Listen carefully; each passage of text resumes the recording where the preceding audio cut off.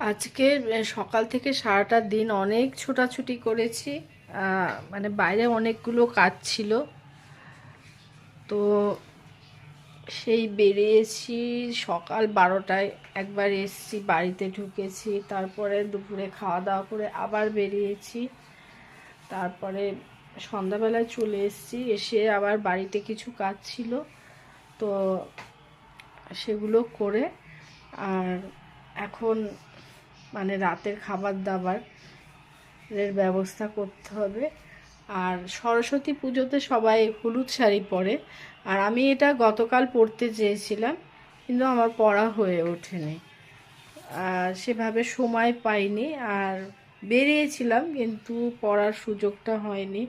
তো আজকে পরেছি এই শাড়িটা। আর এটা পুরনো শাড়ি, 4-5 বছরের হবে শাড়িটা, বাট আজকে দিয়ে দুদিন পরা হলো। তো বার করে রেখেছিলাম কালকে, গতকাল মানে পরবো বলে, পরলাম আজকে। তো এই হচ্ছে শাড়ি, আর এর সাথে আমি পেয়ার আপ করেছি ব্ল্যাকই। তো কেমন লাগছে এই শাড়িটাতে? টাটা।